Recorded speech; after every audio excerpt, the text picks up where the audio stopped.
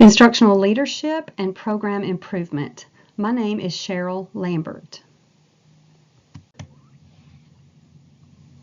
I live in a small town in West Tennessee and work with a small school district in West Carroll, serving the communities of Atwood, Tresvant, and Macklemore. I hold a master's degree in school counseling and a doctorate degree in instruction and curriculum leadership from the University of Memphis.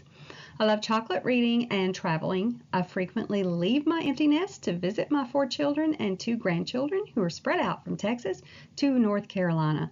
My spirit of lifelong learning keeps me busy and challenged.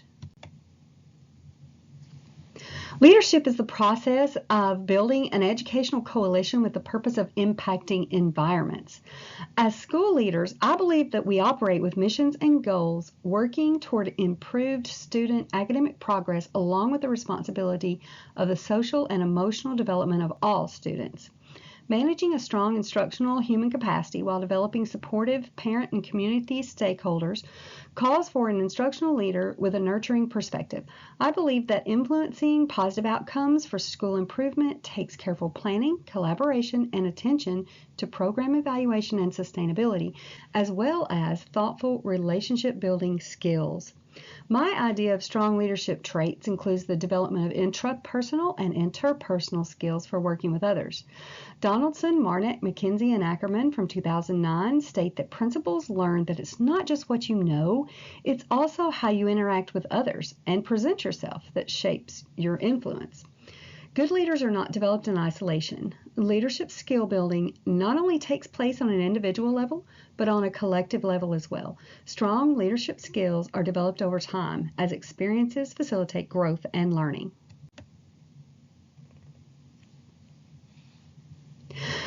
My basic belief that all children can learn is at the hub of supporting and empowering a learning community committed to higher performance. Ubben says that higher performance can occur only as leadership is encouraged to emerge from stakeholders, staff, students, and the community.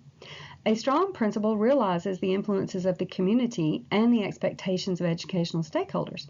As an instructional leader, I can facilitate the partnerships between the community, parents, teachers, and students in a positive way. By setting high standards for students, teachers, and myself, I will create opportunities for helping everyone reach their highest potential of performance. Decision-making is a very important part of school leadership. Many characteristics determine the academic success of students. Hoy's work from 2006 in developing an academic optimism survey may serve to support a new principle engaging the expectations needed to develop a structure for academic success in the school and support decision-making. One example by Hoy focused on a random sample of teachers in 96 high schools to determine whether academic optimism had a significant impact on student achievement after controlling for demographic variables and previous achievement. While these researchers studied the various influences on student achievement, Hoy says that the quest has turned to identifying school characteristics that make a difference in achievement. 3 organizational properties guiding decision-making and impacting achievement identified by Hoy include academic emphasis on school, collective efficacy of faculty, and trust in parents and students. I believe that these characteristics can be measured to help support decision-making for improving the environment of the school. Hoy also says that when students, teachers, and parents have common learning goals, trust and cooperation are likely ingredients that improve teaching and learning. Building trust in ourselves as teachers and our students as learners is important to determining the diversified needs of our students. Green tells us that holding high expectations for our students begins with trust, trusting ourselves to be respectful of and responsive toward every student, and trusting as well that every student is a capable learner. I believe that differentiated instruction is vital to the well-being of our students, and a strong belief that every student can learn gives us guidance to strengthen our focus on the student and help us create school improvement plans that are productive.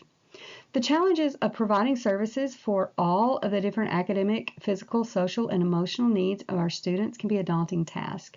Allocating funds and human resources towards supporting differentiation and equity in the classroom takes good leadership. Fullen tells us that we must work on changing the culture of schools as we incorporate new leaders. I believe that learning community concepts hold a place of high priority in today's school culture. Supporting the ongoing development of teachers is the only way to keep up with the changing expectations of a diverse global workforce. Our students need to be prepared to enter their chosen professions with confidence, knowledge, and experience. Teaching collaborative learning to students starts with collaborative involvement from teachers. When we find the qualities and skills that define the experts in our schools, we can build on and support their continued development. Covey from 2009 defines leadership as communicating people's worth and potential so clearly that they are inspired to see it in themselves. Effective school leaders understand the power of a strong school learning community.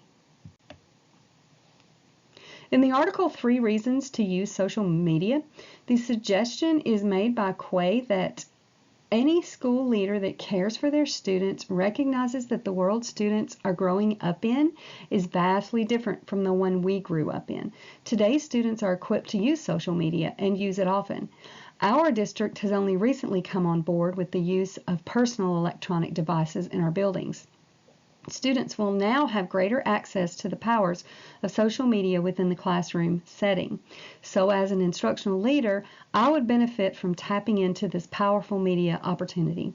Quay from 2013 discusses providing role models, providing and promoting the no-cost media, and suggesting various valuable uses of social media, such as good news blogs, inspirational quotes, pictures, and sustainability. One important note in this article is the suggestion to disable comments on your Facebook page. There is always someone out there who would want to post negative comments and cast a shadow on all the positive things that are going on in the schools, but I wouldn't let that stop me from finding a way for school stakeholders to voice their ideas and suggestions about improving my school.